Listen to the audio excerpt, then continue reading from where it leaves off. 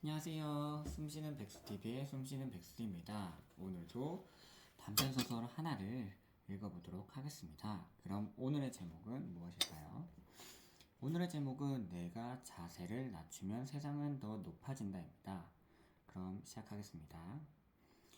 미국 아이리비기에서 경제학 박사학위를 받고 귀국한 젊은이가 있었다. 여러 회사에서 그를 모시려고 경쟁했기 때문에 그는 회사가 자신에게 뭔가 대단한 대우를 해줄 것이라고 생각했다. 그는 가장 높은 연봉을 제시한 금융연구소를 선택했다. 그런데 출근 첫날부터 그는 회사에 불만을 품게 됐다. 엉터리 같은 자들이 선배랍시고 그에게 허드렛 일을 시키는 것이다. 그에게 처음으로 맡겨진 일은 서고에서 자료를 찾아 필요한 부분을 복사하는 일이었다. 젊은이가 기대했던 업무는 새로운 금융 트렌드를 분석하고 예측하는 일이었다. 첫 출근 소감을 묻는 유학 동료들에게 복사 같은 자비를 했다고 창피해서 털어놓을 수도 없었다. 며칠간 살펴보니 그럴듯하고 폼나는 일은 전부 선배들 차지였다. 그 중에서 상당수는 그보다 학벌이 처지는 석사나 학사 출신이었다. 몇 시간이면 뚝딱 해치울 수 있는 일을 하루 종일 붙들고 있는 그들을 볼 때마다 답답하기만 했다. 그는 자기처럼 유능한 인재에게 왜 회사가 이런 대우를 하고 있는지 이해할 수 없었다. 사표를 내고 다른 곳으로 옮길까 하는 생각도 해봤지만 경력에 흠이 될 것 같아서 조금 더 참아보기로 했다. 이런 마음가짐으로 회사에 다니다 보니 사사건건 트집 잡을 일만 보이는 것이 당연했다. 결국 그는 맡겨진 일이나 적당히 하는 신용을 하며 석 달을 허송세월했다. 선배들도 윗사람을 업신여기는 그의 거만한 태도 때문에 일을 맡기는 것을 꺼려했다. 그러던 어느 날 젊은이는 지독한 감기에 걸렸다. 콧물과 재채기, 오한 때문에 사흘간 회사를 쉬고 병원 치료를 받았는데도 감기가 완전히 떨어지지 않았다. 열은 떨어졌지만 코막힘은 좀처럼 차도가 없었다. 친구가 유명한 의사를 소개했다. 의사는 TV에도 자주 등장하는 이비인후과 전문의였는데 인사를 나누자마자 몇 가지를 묻고는 곧바로 처방을 했다. 주사를 맞아야 하니까 매일 병원에 오라는 말도 덧붙였다. 젊은이는 약을 받아 돌아오면서 유명한 의사의 치료를 받았으니까 이제 금방 나을 것이라고 생각했다. 하지만 일주일이 지나도록 증세는 좀처럼 호전되지 않았다.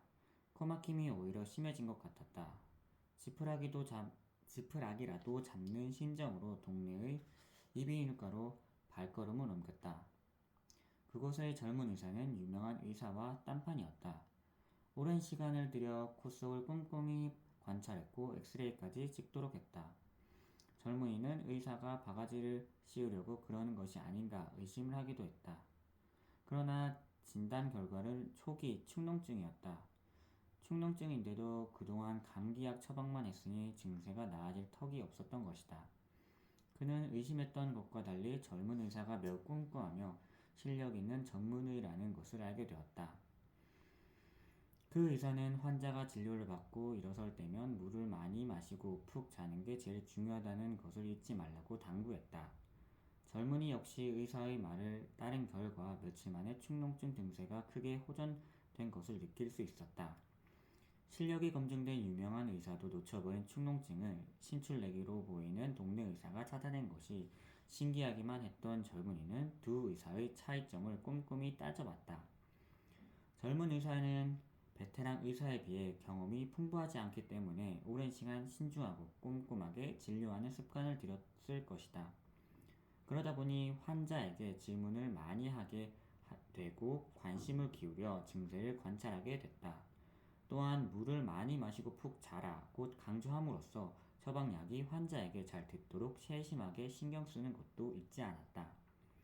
반면 유명한 의사의 진료실은 젊은 의사의 그것과 완전히 반대였다. 유명 의사는 경험이 풍부하기 때문에 병세를 파악하는 속도가 빨랐다. 그래서 대화를 많이 나누지 않은 채 진료를 마무리하는 경우가 많았을 것이다. 오랜 기간 동안 환자들을 상대해 왔으니 동경심도 무뎌졌을 게다. 환자의 고통에 둔감해진 결과가 흔한 칙농증조차 놓치는 오진으로 이어졌을 가능성이 높았다. 젊은이는 두 의사의 사례에서 깊은 깨달음을 얻었다. 새로운 결심을 실천하는 데는 준비 또는 유예기간이 필요 없었다. 그는 다음 날부터 새로운 사람으로 거듭나기 위해 의식적으로 노력했다. 선배들에게 공손하게 대하고 상사가 질책을 해도 꾹 참고 받아들이려고 애썼다. 그는 유명 의사에게서 자신의 모습을 발견했다. 마음속에 불필요한 것들이 가득 찬 나머지 현실을 제대로 파악하지 못하는 점에서 유명 의사와 자신은 비슷했다. 마음속에 가득 찬 것은 자부심 혹은 자만심 같은 감정이었고, 제대로 파악하지 못한 현실은 환자의 병 혹은 직장에서 필요한 가치였다. 젊은이는 아이비리그 박사라는 허울을 깨끗이 벗어 던져야겠다고 생각했다. 그것이 직장에서 자신의 가치를 높일 수 있는 첫걸음이었다. 그러자 전에 보이지 않던 것들이 눈에 들어오기 시작했다. 아무리 박사라도 신입에 불과한 그에게 선배들이 허드렛 일을 시키는 데는 그만한 이유가 있었다. 과거의 자료를 찾고 분류하고 복사하는 것이 금융 영업소 업무의 기본이기 때문이었다. 또한 선배들이 한두 시간이면 끝낼 수 있는 일을 오랫동안 붙들고 있는 이유는 그들이 무능해서가 아니라 극도로 신중을 기하기 때문이라는 사실도 알게 되었다. 확신이 서더라도 확인하고 또 확인하는 습성이 몸에 밴 것이다. 연구소가 내놓은 자료들은 여러 기업과 금융사에 전달되어 경영의 주요 근거로 사용된다. 그런데 그런 자료가 실수가 있다면 연구소의 신뢰도는 젖혀두더라도 기업이나 금융사가 입을 손실은 누가 책임질 것인가? 젊은이는 그제야 세상살이가 실로 녹록지 않다는 것을 뼛속 깊이 절감했다. 누구나 처음 직장에 들어갈 때에는 큰 포부를 품는다. 그런 포부 때문에 웬만한 일들은 하찮게 여겨질 것이다. 그러나 실제 성공은 그런 포부를 과감하게 버리는 것으로부터 시작된다. 과도한 포부를 버려야 작은 일들을 챙길 수 있는 안목이 생기기 때문이다. 성공이란 알고 보면 잘 매듭지은 작은 일들이 하나씩 차근차근 쌓여 이루어진 피조물들인 것이다.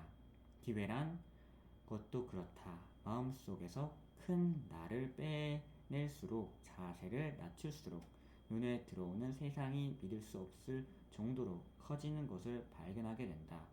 큰 나를 빼낼수록 가능성은 점점 더 커지는 것이다. 그럼 오늘도 단편 소설 하나를 읽어보았습니다. 그럼 오늘도 고생하셨습니다. 다음에 만나요. 안녕.